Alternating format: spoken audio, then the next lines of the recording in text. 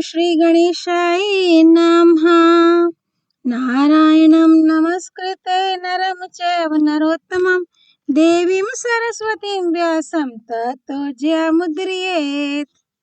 संक्षिप्त महाभारत आश्रम वार्षिक पर्व अध्याय 794 से 797।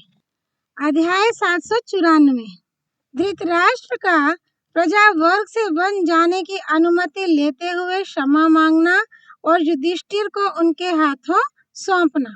युधिष्ठिर ने कहा, महाराज आप जैसा कहते हैं वैसा ही करूंगा, अभी कुछ और उपदेश दीजिए। भीष्म जी स्वर्ग सिधारे, श्री कृष्ण द्वारका चले गए और विदुर तथा संजय भी आपके साथ जा रहे हैं। अब दूसरा कौन रह जाता है जो मुझे उपदेश देगा? मेरे हित का विचार करके इस समय आप जो कुछ उपदेश देते हैं उसी के अनुसार मैं सब काम करूंगा।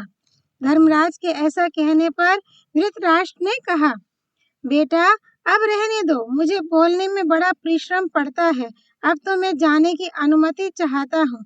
यह कहकर वे गांधारी के महल में चले गए। वहां जब वे आसन पर बैठे तो धर्मपरायणा गांधारी देवी ने उनसे पूछा, नाथ महर्षि व्यास ने स्वयं आकर आपको वन जाने की आज्ञा दे दी है और युधिष्ठिर की भी अनुमति मिल गई। अब आप किस दिन वन को चलेंगे? धृतराष्ट्र ने कहा, गांधारी अब वन चलने में अधिक विलंब नहीं है। मैं चाहता हूँ प्रजा को बुलाकर अपने मरे हुए पुत्रों के उद्देश्य से कुछ धन दान कर लूं। यूं कहकर धृतराष्ट्र ने धर्मराज युधिष्ठिर के पास अपना विचार कहला भेजा। युधिष्ठिर ने उनकी आज्ञा के अनुसार सब सामग्री जुटा दी। फिर राजा का संदेश पाकर कुरुजांगल देश के ब्राह्मण, क्षत्रिय, वैश्य और शूद्र वहां एकत्रित हुए। तदनंतर महाराज धृतराष्ट्र अंतःपुर से बाहर निकले और वहां नगर तथा प्रांत की प्रजा को उपस्थित देखकर बोले, सज्जनों, आप और कौरव चिरकाल से एक साथ रहते आए हैं। कौरवों तथा आप में परस्पर घनिष्ठ स्नेह स्थापित हो गया है। आप दोनों सदा एक दूसरे के हित में प्राण रहते हैं। इस समय मैं आप लोगों से कुछ निवेदन करना चाहता हूँ, आप उसे बिना विचारे स्वीकार करने की कृपा करें। मैंने गांधारी के साथ वन में जाने का निश्चय किया है। इसके लिए महर्षि व्यास और कुंती नंदन राजा युधिष्ठिर की भी अनुमति मिल गई है। अब आप लोग भी मुझे वन में जाने की आज्ञा दें। इसमें कुछ अन्यथा विचार ना करें। हमारे साथ आप लोगों का जो यह प्रेम संबंध सदा से चला आ रहा है, ऐसा संबंध मेरी समझ में दूसरे देश के राजाओं के साथ वहां की प्रजा का शायद ही हो। अब बुढ़ापे ने मुझे और गांधारी को बहुत थका दिया है। इधर उपवास करने के कारण भी हम दोनों अधिक दुर्बल हो गए हैं। युधिष्ठिर के राज्य में मुझे बड़ा सुख मिला है। मैं समझता हूँ दुर्योधन के राज्य में भी कभी इतना सुख नहीं नसीब हुआ। एक तो मैं जन्म का अंधा हूँ, दूसरे बुढ़ापे ने मुझ पर अधिकार जमा लिया है। इस पर भी मेरे बेटे मारे गए हैं, उनका शोक कभी दूर नहीं होता। ऐसी दशा में वन में जाने के सिवा मेरे कल्याण का और क्या उपाय हो सकता है? इसलिए अब आप लोग मुझे जाने की आज्ञा दें। धृतराष्ट्र की ये बातें सुनकर वहां उपस्थित हुए कुरुजांगल निवासी सभी मनुष्यों की आंखों से आंसुओं की धारा बह चली और वे फूट फूट कर रोने लगे। उन्हें शोक मगन होकर कुछ भी उत्तर देते ना देख धृतराष्ट्र फिर कहने लगे, भाइयों, महाराज शांतनु ने इस पृथ्वी का यथावत पालन किया था। उनके बाद ये भीष्म के द्वारा सुरक्षित राजा विचित्रवीर्य के अधिकार में आई। उन्होंने जिस प्रकार इस राज्य की रक्षा की वह आप लोगों से छिपा नहीं है। तदनंतर मेरे भाई पांडु ने इसका विधिवत पालन किया था, इसे भी आप लोग जानते हैं। अपने प्रजा पालन रूपी गुण के कारण ही वे आप लोगों के परम प्रिय हो गए थे। पांडु के बाद मैंने आप लोगों की भली या बुरी जैसी बन सकी सेवा की है, किंतु उस समय मुझसे जो अपराध हो गए हों उन्हें आप लोग क्षमा कीजिएगा। दुर्योधन ने जब अकंटक राज्य का उपभोग किया था उस समय उसने भी आप लोगों का कुछ नहीं बिगाड़ा था, केवल पांडवों के साथ अन्याय किया था। किंतु उस दुर्बुद्धि के अपराध और अभिमान से तथा मेरे किए हुए अन्याय के कारण असंख्य राजाओं का महान संहार हो गया है। उस अवसर पर मुझसे भला या बुरा जो कुछ हुआ है उसे आप लोग भूल जाएं। इस बात के लिए मैं हाथ जोड़कर प्रार्थना करता हूँ, मुझे वृद्ध, दुखी और अपने प्राचीन राजाओं का वंशज समझकर क्षमा करें। ये बेचारी तपस्विनी गांधारी भी मेरे साथ आप लोगों से क्षमा याचना करती है। हम दोनों वृद्ध हैं और अपने पुत्रों के मारे जाने के कारण दुख में डूबे हुए हैं। ऐसा जानकर आप हमें क्षमादान देते हुए वन में जाने की आज्ञा दें। आप लोगों का कल्याण हो। हम दोनों आपके शरण में हैं। ये कुरुकुल भूषण कुंती नंदन युधिष्ठिर आप लोगों के राजा हैं। अच्छे और बुरे सभी समय में आप सब लोग इन पर कृपा दृष्टि रखें। लोकपालों के समान महान तेजस्वी तथा धर्म और अर्थ के मर्मज्ञ भीमसेन आदि 4 भाई जिनके मंत्री हैं, ऐसे राजा युधिष्ठिर कभी संकट में नहीं पड़ सकते। फिर भी आप लोगों को इनका ख्याल रखना चाहिए। संपूर्ण जीव जगत के स्वामी भगवान ब्रह्मा की भांति ये महान तेजस्वी युधिष्ठिर आप लोगों का यथावत पालन करेंगे। मैं इन्हें धरोहर के रूप में आप लोगों के हाथ सौंपता हूँ तथा आप लोगों को इनके हाथ में दे रहा हूँ। आप लोग अत्यंत गुरु भक्त हैं, अतः मैं आपको हाथ जोड़कर प्रणाम करता हूँ। मेरे पुत्रों की बुद्धि चंचल थी, वे लोभी और स्वेच्छाचारी थे। उनके अपराधों के लिए मैं और गांधारी दोनों आपसे क्षमा की भीख मांगते हैं। धृतराष्ट्र के इस प्रकार कहने पर नगर और प्रांत के रहने वाले सब लोग नेत्रों से आंसू बहाते हुए एक दूसरे का मुंह देखने लगे। किसी ने कोई उत्तर नहीं दिया। अध्याय 795 सांब नामक ब्राह्मण का प्रजा की ओर से धृतराष्ट्र को उत्तर देना। वैशंपायन जी कहते हैं, जन्मेजय, कुरुराज की करुणा भरी बातें सुनकर वहां एकत्रित हुए सब लोग दुपट्टों और हाथों से अपना अपना मुंह ढककर रोने लगे। अपनी संतान को विदा करते समय पिता और माता को जितना क्लेश होता है, उतना ही क्लेश कुरुजांगल निवासी मनुष्यों को हुआ। वे शोक से संतप्त हो उठे और अपने सुने हृदय में धृतराष्ट्र के प्रवास जने दुख को धारण करके अचेत से हो गए। फिर धीरे धीरे उनके वियोग जनित क्लेश को कम करके उन सब ने आपस में बात करके अपनी अपनी राय जाहिर की। तदनंतर एकमत होकर उन्होंने राजा की बात का उत्तर देने का भार एक ब्राह्मण पर रखा। वे ब्राह्मण देवता, सदाचारी, सबके माननीय और अर्थ ज्ञान में निपुण थे। उनका नाम था सांब। वे ऋग्वेद के विद्वान, निर्भय होकर बोलने वाले और बुद्धिमान थे। उन्होंने उठकर महाराज को आदर देते और सारी सभा को प्रसन्न करते हुए इस प्रकार कहना आरंभ किया। राजन, यहाँ उपस्थित हुए सब लोगों ने अपना विचार प्रकट करने का सारा भार मुझ पर रखा है, इसलिए मैं ही इनकी बातें आपकी सेवा में निवेदन करूंगा। आप सुनने की कृपा करें। महाराज, आप जो कुछ कहते हैं वह सब ठीक है, उसमें असत्य का लेश भी नहीं है। निसंदेह हम में और आप में परस्पर घनिष्ठ स्नेह स्थापित हो चुका है। इस राजवंश में कभी कोई भी ऐसा राजा नहीं हुआ जो प्रजा का पालन करते समय सबका प्रिय ना रहा हो। आप लोग पिता और बड़े भाई के समान हमारा पालन करते हैं। राजा दुर्योधन ने भी हमारे साथ कोई अनुचित बर्ताव नहीं किया है। परम धर्मात्मा महर्षि व्यास जी आपको जैसी सलाह देते हैं वैसा ही कीजिए, क्योंकि वे हम सब लोगों के परम गुरु हैं। आपसे बिछड़ जाने पर हम बहुत दिनों तक दुख और शोक में डूबे रहेंगे। आपके सैकड़ों गुणों की याद हमें भूल नहीं सकती। महाराज शांतनु, राजा चित्रांगद और भीष्म द्वारा सुरक्षित आपके पिता विचित्र वीर्य ने जिस प्रकार इस पृथ्वी का पालन किया है तथा आपकी देख रेख में रहकर राजा पांडु ने जिस तरह इस राज्य की रक्षा की है, उसी प्रकार आपके पुत्र दुर्योधन ने भी हम लोगों का यथावत पालन किया है। उन्होंने रत्ती भर भी हमारी बुराई नहीं की है। हम लोग पिता के समान उन पर विश्वास करते थे और उनके राज्य में बड़े सुख से जीवन व्यतीत करते थे। ये बात आपसे छिपी नहीं है। बड़ी बड़ी दक्षिणा प्रदान करने वाले धर्मात्मा राजा युधिष्ठिर तो प्राचीन काल के पुण्यात्मा राजऋषि कुरु और सम्रण आदि के तथा राजा भरत के बर्ताव का अनुसरण करते हैं।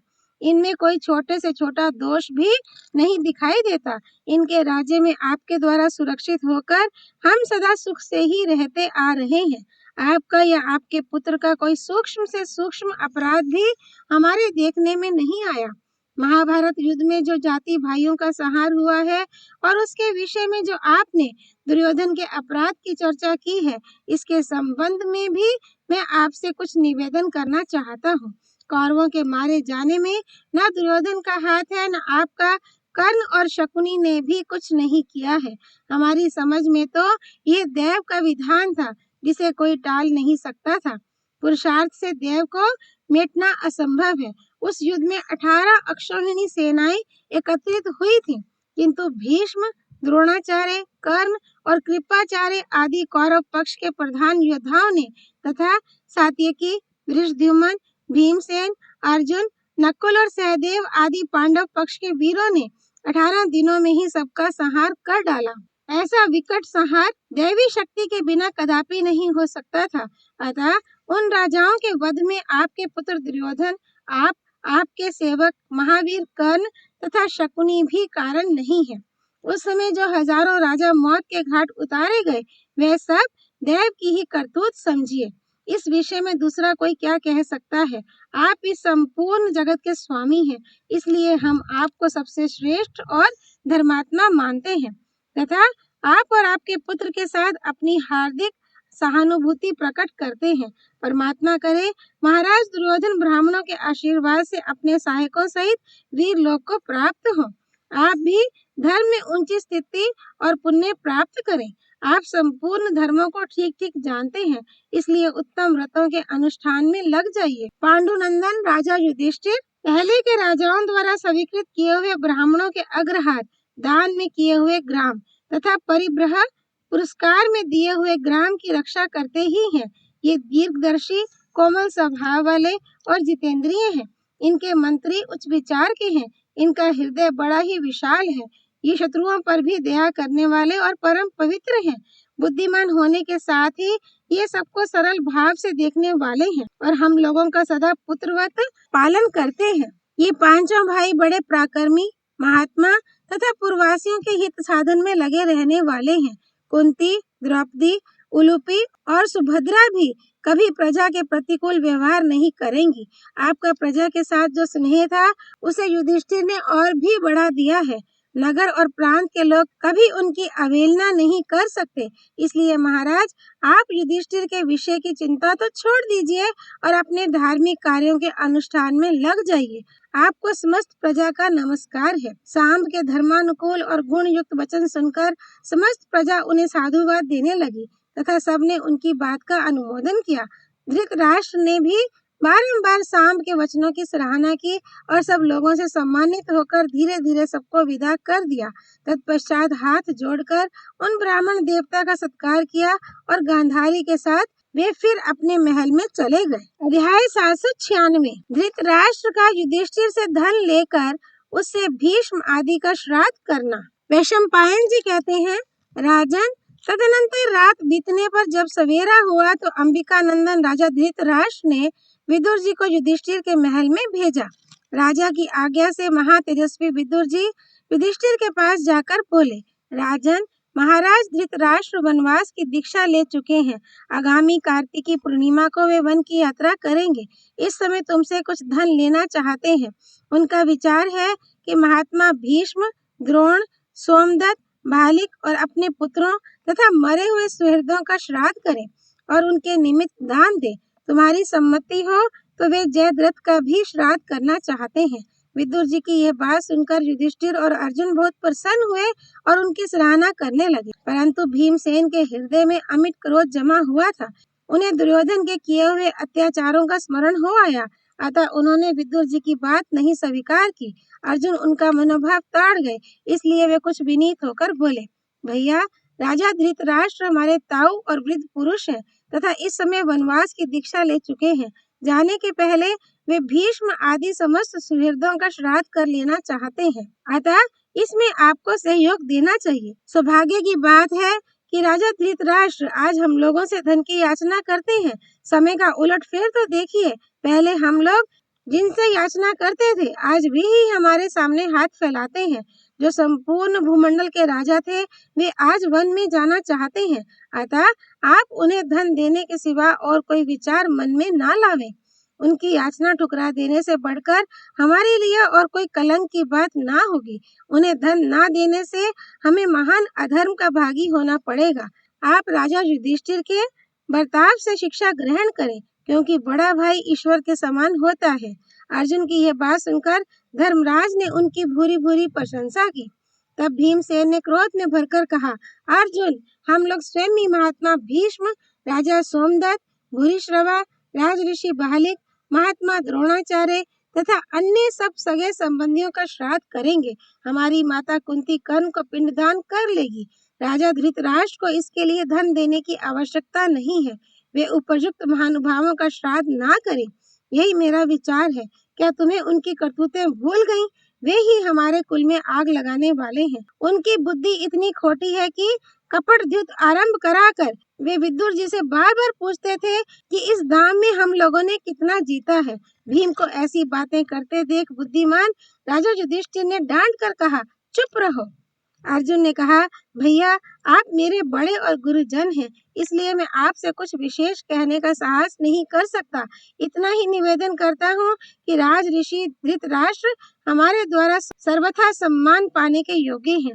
साधु स्वभाव वाले श्रेष्ठ पुरुष दूसरों के अपराधों का स्मरण नहीं करते, वे सबके उपकारों को ही याद रखते हैं। महात्मा अर्जुन के वचन सुनकर धर्मात्मा युधिष्ठिर ने विदुर जी से कहा, चाचा जी, आप मेरी ओर से राजा धृतराष्ट्र से जाकर कह दीजिए कि वे अपने पुत्रों का श्राद्ध करने के लिए जितना भी धन लेना चाहें, मैं देने को तैयार हूँ। ये धन मैं अपने भंडार में से दूंगा। इसके लिए भीमसेन को दुखी होने की आवश्यकता नहीं है। विदुर जी से ऐसा कहकर धर्मराज ने अर्जुन की बड़ी प्रशंसा की। तब भीमसेन कुछ संकुचित होकर अर्जुन की ओर कनखियों से देखने लगे। ये देख राजा युधिष्ठिर पुनः विदुर जी से कहने लगे, आप राजा धृतराष्ट्र से यह भी कहिएगा कि भीमसेन पर वनवास के दुखों का विशेष प्रभाव पड़ा है, इसलिए ये डहावश जो कुछ कहते या करते हैं उसका वे ख्याल ना करें। मेरे और अर्जुन के भवन में जितनी संपत्ति है उसके मालिक महाराज ही हैं। वे अपनी इच्छा के अनुसार उसे खर्च करें और ब्राह्मणों को दान दें। आज वे अपने पुत्रों और सुहृदों के ऋण से मुक्त हो जाएं। मेरा ये शरीर और धन सब उन्हीं के अधीन है, इसमें तनिक भी संदेह नहीं है। राजा युधिष्ठिर के इस प्रकार कहने पर बुद्धिमानों में श्रेष्ठ विदुर ने धृतराष्ट्र के पास जाकर कहा, महाराज, मैंने युधिष्ठिर के यहाँ जाकर आपका संदेश कह सुनाया। उसे सुनकर उन्होंने आपकी बड़ी प्रशंसा की। महातेजस्वी अर्जुन तो अपना घर, संपत्ति और प्राण तक आपकी सेवा में समर्पण करने को तैयार है। आपके पुत्र धर्मराज युधिष्ठिर की भी यही स्थिति है। वे अपना राज्य, प्राण, धन तथा और जो कुछ उनके पास है सब आपको दे रहे हैं। परंतु महाबाहु भीमसेन ने पहले के समस्त कलेशों का स्मरण करके बड़ी कठिनाई से आपकी आज्ञा स्वीकार की है। धर्मात्मा युधिष्ठिर तथा अर्जुन ने उन्हें भली भांति समझाकर उनके हृदय में भी आपके प्रति सौहार्द उत्पन्न कर दिया है। धर्मराज ने आपसे कहलाया है कि भीमसेन पूर्व वैर का स्मरण करके जो कभी कभी आपके साथ अन्याय सा कर बैठते हैं, उसके लिए आप इन पर क्रोध न कीजिएगा। भीमसेन के कटु बर्ताव के लिए मैं और अर्जुन दोनों बारंबार क्षमा याचना करते हैं। आप प्रसन्न हो। मेरे पास जो कुछ है उसके स्वामी आप ही हैं। आप जितना धन दान करना चाहते हो करें। मेरे राज्य और प्राणों के भी आप ही अधीश्वर हैं। पुत्रों का श्राद्ध कीजिए और ब्राह्मणों को माफी जमीन दीजिए। युधिष्ठिर ने यह भी कहा है कि महाराज धृतराष्ट्र मेरे यहाँ से नाना प्रकार के रत्न, गौएं, दास और दासियां मंगवाकर ब्राह्मणों को दान करें। उन्होंने मुझसे कहा है, विदुर जी, आप दीनों, अंधों और कंगालों के लिए भिन्न भिन्न स्थानों में प्रचुर अन्न, रस और पीने योग्य पदार्थों से भरी हुई अनेकों धर्मशालाएं बनवाइए तथा गौओं के पानी पीने के लिए पौंसले का निर्माण कीजिए। साथ ही भांति भांति के अन्य पुण्य कर्मों का भी अनुष्ठान कीजिए। इस प्रकार राजा युधिष्ठिर और अर्जुन ने मुझसे जो कुछ कहा है वह सब मैंने सुना दिया। अब इसके बाद जो काम करना हो उसे बताइए। विदुर जी के ऐसा कहने पर राजा धृतराष्ट्र ने पांडवों की बड़ी सराहना की और कार्तिकी पूर्णिमा पर बहुत बड़ा दान करने का निश्चय किया। वे युधिष्ठिर तथा अर्जुन के काम से बहुत प्रसन्न थे। उन्होंने भीष्म आदि के श्राद्ध के लिए योग्य ब्राह्मणों तथा श्रेष्ठ ऋषियों को हजारों की संख्या में निमंत्रित किया तथा उनके लिए अन्न, पान, सवारी, ओढ़ने के वस्त्र, सुवर्ण, मणि, रत्न, कंबल, ग्राम, खेत, धन, आभूषण भूषित हाथी और घोड़े आदि देने की व्यवस्था कराई। तत्पश्चात मरे हुए एक एक व्यक्ति का नाम ले लेकर सबके उद्देश्य से उपयुक्त वस्तुओं का दान किया।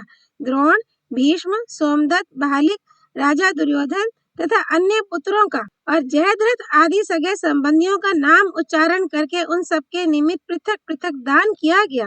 युधिष्ठिर की सम्मति से उस श्राद्ध यज्ञ में बहुत से धन तथा अनेक प्रकार के रत्नों की दक्षिणा दी गई। धर्मराज की आज्ञा से हिसाब लगाने और लिखने वाले बहुतेरे कार्यकर्ता वहां निरंतर उपस्थित रहकर धृतराष्ट्र से पूछते रहते थे कि बताइए इन याचकों को क्या दिया जाए। यहाँ सब सामग्री प्रस्तुत है। उनके मुंह से निकलते ही उतना दान दे दिया जाता था। बुद्धिमान युधिष्ठिर के आदेशानुसार 100 की जगह 1000 और 1000 की जगह 10,000 का दान दिया गया। जिस प्रकार मेघ पानी की धारा बहाकर खेती को हरी भरी कर देता है, उसी प्रकार राजा धृतराष्ट्र ने धन की वर्षा से समस्त ब्राह्मणों को तृप्त कर दिया। तदनंतर सभी वन के लोगों को भांति भांति के भोजन और पीने योग्य रस प्रदान करके संतुष्ट किया। इस प्रकार उन्होंने पुत्रों, पौत्रों और पितरों का तथा अपना और गांधारी का भी श्राद्ध किया। अनेकों प्रकार के दान देते देते जब वे थक गए, तब उन्होंने उस दान यज्ञ को बंद किया। राजा धृतराष्ट्र का वह महान दान यज्ञ इस प्रकार पूर्ण हुआ। उसमें लगातार 10 दिनों तक दान देकर वे पुत्र और पौत्रों के ऋण से मुक्त हो गए। अध्याय 797।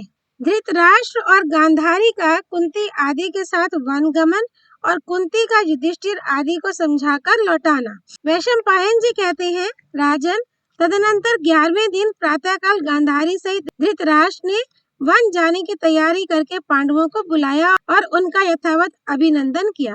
उस दिन कार्तिकी पूर्णिमा थी। उन्होंने वेद के पारंगत विद्वानों से यात्रा कालोचित इष्टि करवाकर वल्कल और मृग चर्म धारण किया और अग्निहोत्र को आगे करके वे राजमहल से बाहर निकले। फिर लाजा और भांति भांति के फूलों से उस घर की पूजा करके उन्होंने धन देकर भृत्यों का सत्कार किया। तत्पश्चात सबको विदा करके चल दिए। उस समय राजा युधिष्ठिर हाथ जोड़े हुए कांपने लगे। आंसुओं से उनका गला भर आया और वे जोर जोर से बिलक बिलक कर रोने लगे। भीमसेन, अर्जुन, नकुल, सहदेव, विदुर, संजय, युयुत्सु, कृपाचार्य, धौम्य तथा और भी बहुत से ब्राह्मण आंसू बहाते हुए गदगद कंठ होकर उनके पीछे पीछे चले। आगे आगे कुंती गांधारी का हाथ पकड़े चल रही थी। उनके पीछे आंखों में पट्टी बांधे गांधारी थी। गांधारी का हाथ कुंती के कंधे पर था और राजा धृतराष्ट्र गांधारी के कंधे पर हाथ रखे निश्चिंतता पूर्वक चले जा रहे थे।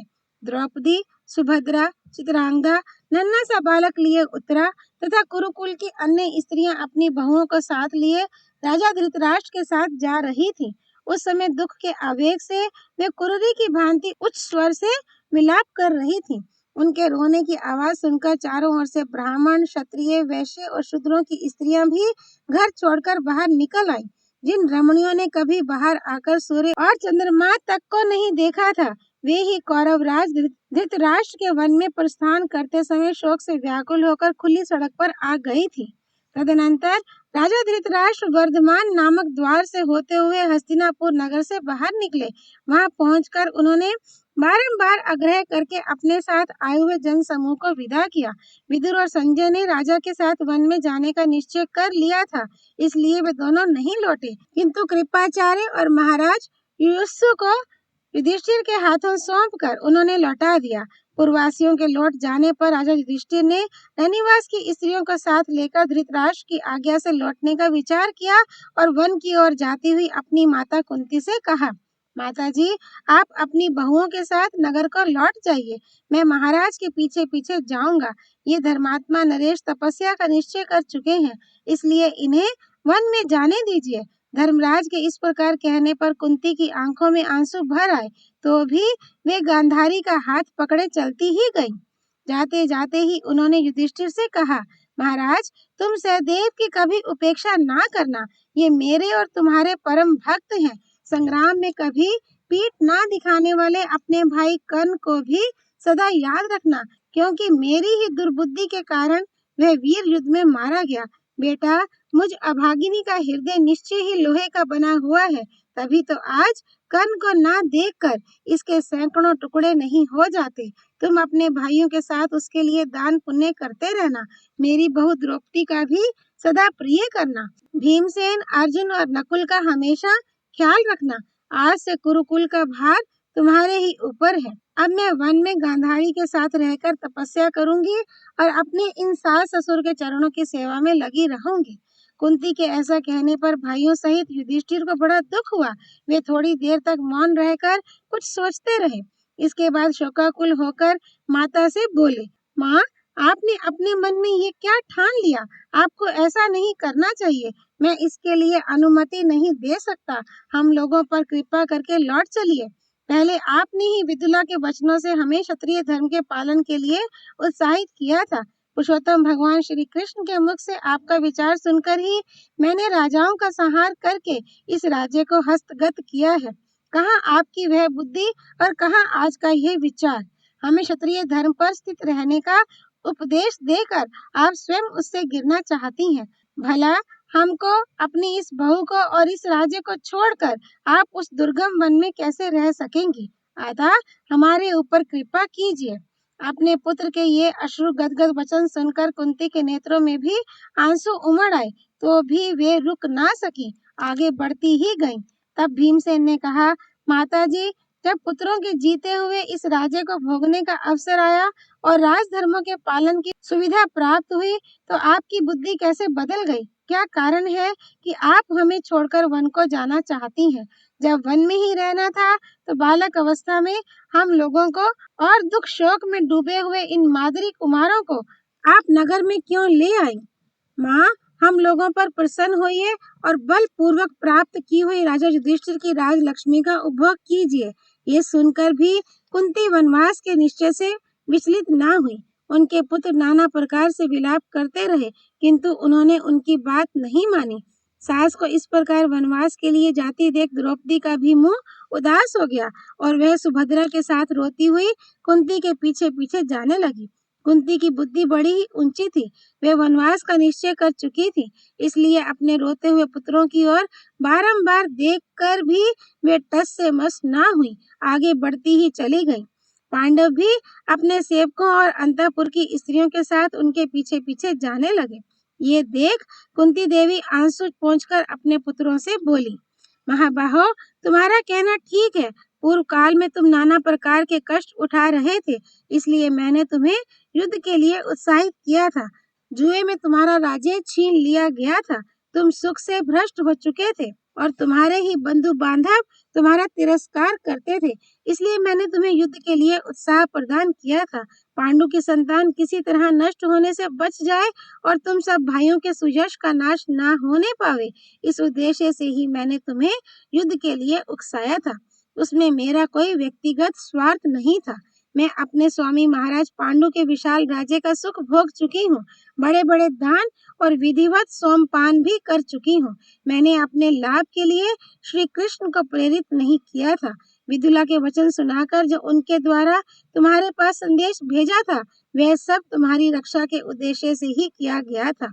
बेटा युधिष्ठिर, अब मैं तपस्या के द्वारा अपने पति के पवित्र लोक में जाना चाहती हूँ। अतः वनवासी सास ससुर की सेवा करके तप के द्वारा इस शरीर को सुखा डालूंगी। तुम भीमसेन आदि के साथ लौट जाओ। मैं आशीर्वाद देती हूँ, तुम्हारी बुद्धि धर्म में लगी रहे और तुम्हारा हृदय अत्यंत उदार हो। ओम तत्सत। नर नारायण भगवान श्री कृष्ण की जय। भगवती सरस्वती देवी की जय। भगवान व्यास अवतार श्री कृष्ण द्वैपायन की जय। श्री हरि अर्पणमस्तु।